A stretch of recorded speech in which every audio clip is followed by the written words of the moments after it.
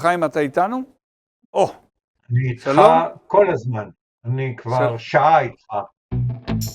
אנחנו מזמינים אתכם להצטרף ליחידה, להיות חלק מהשותפים שלנו, החברים שלנו, מועדון הצופים שלנו. להכיר אותנו באופן אישי, גם את הצוות שמול המצלמה, גם את הצוות שנמצא מאחורה, את אנשי התוכן שלנו, להגיע לכנסים, מפגשים, להשתתף בקורסים. כל הדברים האלה נגישים ופתוחים לכל מי שמצטרף ליחידה של ערוץ טוב. נבנה ביחד עתיד הרבה יותר טוב למדינת ישראל, ולכן זה מאוד חשוב שלא נשאר רק מאחורי המסכים, אנחנו כאן, אתם שם, להיכנס, להצטרף ליחידה, להצטרף למועדון הזה, זה מאוד מאוד חשוב.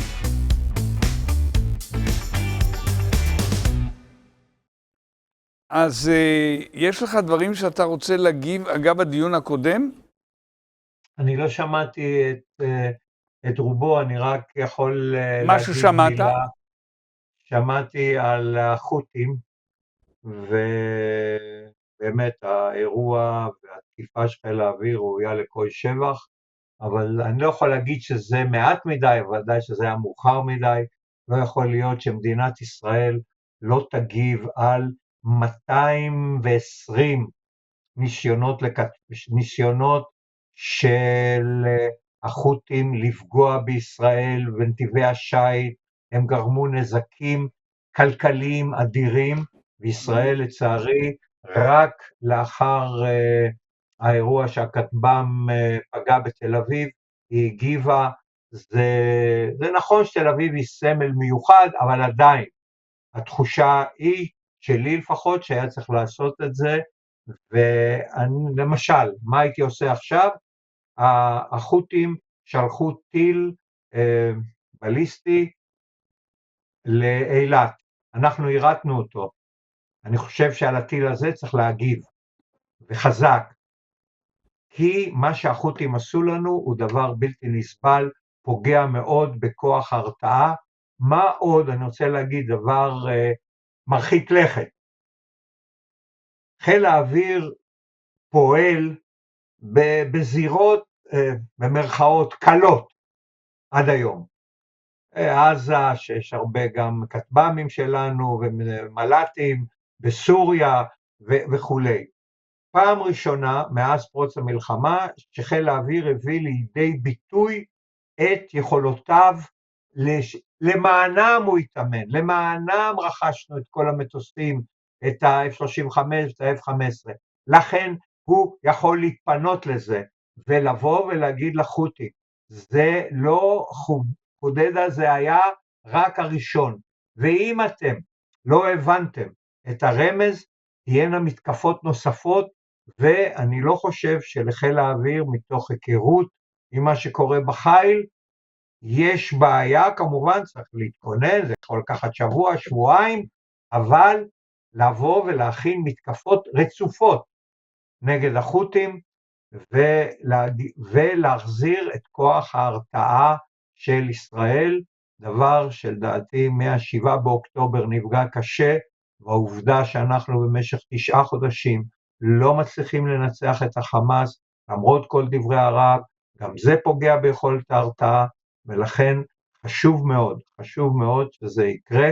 לכך זאת התייחסותי לשוליים של הדיון, שאני מניח שהיה מעניין מאוד בשני אנשים ראויים ומעניינים. אני מיד אחזור לתוך דבריך, יש לי כמה שאלות ביחס לדבריך. לפני כן, לגיא רפאל כהן, שלום לך גיא, אני שמח לראות אותך, לא ראיתי אותך עד הנה.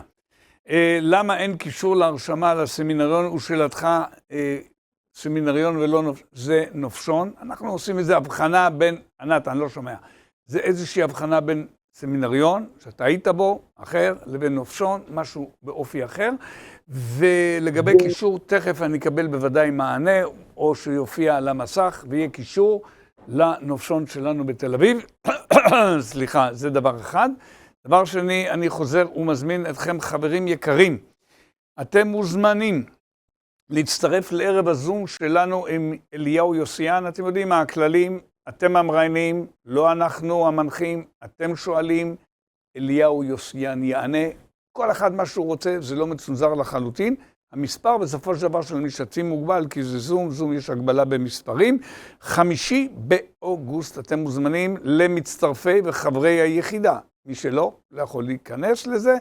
ולגבי הנופשון 4-5 בספטמבר במלון בתל אביב, אותו נופשון של יממה בערך, יום וחצי בערך, ההרשמה באותה צורה. הצטרפו ליחידה או באמצעות חברים ביחידה.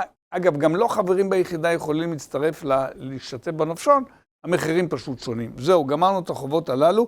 וחיים, אני רוצה לשאול אותך, פה התפתח קודם דיון בשאלה כמה מגיבים, איך מגיבים, והדבר הקשה לי ביותר לגבי תגובתנו שאנחנו מגיבים רק כאשר אתה התחלת את זה, נגעת בזה, בתל אביב.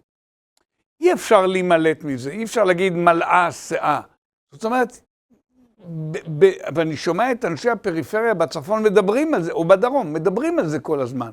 אצלנו יש החלה. פגעו בתל אביב, נגמרה ההחלה. איך להתייחס לזה? תראה, מבחינה אובייקטיבית, תל אביב היא סמל.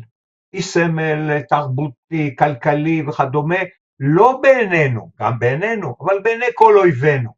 פגעת בתל אביב, עשית דבר גדול, והם בתעמולה שלהם וכדומה. יחד עם זאת, בהרגשה, זה דבר קשה מאוד לשאת, אבל אני לא מבין, מילא היו 20 כטב"מים, 20 ניסיונות, אנחנו ספגנו 220 כטב"מים ולא הגבנו, זה הדבר החמור. ולכן גם היינו צריכים להגיב קודם, אמרתי את זה, וגם התחושה שנוצרת אצל אנשי פריפריה, אבל זה לא רק זה, אני יכול להגיד שנים, אמרתי שמדינת ישראל מפקירה 250,000 בידי בני ערובה בידי החמאס, ואומרת כל זמן שזה 250 תושבי הדרום, תושבי עוטף עזה, אז אנחנו חיים עם זה ולא מבטאים את החמאס. וזו הייתה טעות שגם היא הייתה תחושה. כל הזמן הייתי שואל, תארו לכם שהטפטופים האלה בתל אביב, מזמן היינו מוטטים את החמאס, ולכן זה לא חדש, וחבל שזה כך, וזה נוצר תחושה מאוד מאוד קשה אצל חלקים גדולים בחברה הישראלית, שכאשר הם סופגים מכות מידי אויבינו, ארגוני טרור ואחרים, אנחנו פחות, ליבנו, אני יכול להגיד גס, גם ליבנו גס, אבל הדוגמה הכי טובה זה שנתתי. במשך, אתה יודע כמה סבבים היו מול החמאס מ-2007? למעלה ב-15 סבבים. וככה חיינו, והייתה תפיסה שככה צריך לחיות. אני הייתי נגד זה, לצערי כל המערכת הפוליטית, לא רק נתניהו, אבל כולם, כולל שר הביטחון הנוכחי, כולם חיו עם זה, ונתנו לזה נימוקים, וחיינו מסביב, או עמדנו מסביב בין סבב לסבב, ואני חושב שאסור לעשות את זה מול החמאס, והעובדה, מול החות'ים, ולדעתי העובדה שהם אחרי הפעולה ירו טיל לכיוון אילת, שירתנו אותו, אנחנו חייבים להגיב על כל טיל שהם יורים כאילו הוא פגע, והוא כאילו פגע גם בתל אביב. איתי אין לך ויכוח, אני בכלל אין לי ויכוח איתך לאחרונה, זה מאוד מדאיג אותי. אני יודע, המצב שלי מדרדר ומחמיר. המצב שלי חמור לא, גם שלך, שנינו. שלי חמור מאוד. מוכרחים לעשות איזה עימות מלאכותי. שני האנשים שנפגשים וכל החיים שלהם רבים, פתאום לא רבים, זה היום ונורא. אני מסכים איתך לגמרי, חיים. נכון. אני חושב שההכלה המפורסמת להכיל זה מאבות הטומאה, שלא לומר אבי אבות הטומאה, עוד כששרפו שדות, יערות ושטחים בנגב ולא עשינו כלום עם זה, טילים בכל כיוצא באלה, אני סבור כמוך, והנה אנחנו נמצאים שוב, גם עכשיו תוך כדי המלחמה. אם כי יכול להיות שהשיקול שלנו כרגע זה, יש חזית בדרום, צריך לסיים אותה בדרך זו או אחרת ולעבור לצפון. אנחנו מזמינים אתכם להצטרף ליחידה, להיות חלק מהשותפים שלנו, החברים שלנו, מועדון הצופים שלנו. להכיר אותנו באופן אישי, גם את הצוות שמול המצלמה, גם את הצוות שנמצא מאחורה, את אנשי התוכן שלנו, להגיע לכנסים, מפגשים, להשתתף בקורסים. כל הדברים האלה נגישים ופתוחים לכל מי שמצטרף ליחידה של ערוץ טוב. נבנה ביחד עתיד הרבה יותר טוב למדינת ישראל. ולכן זה מאוד חשוב שלא נשאר רק מאחורי המסכים, אנחנו כאן, אתם שם, להיכנס, להצטרף ליחידה, להצטרף למועדון הזה, זה מאוד מאוד חשוב.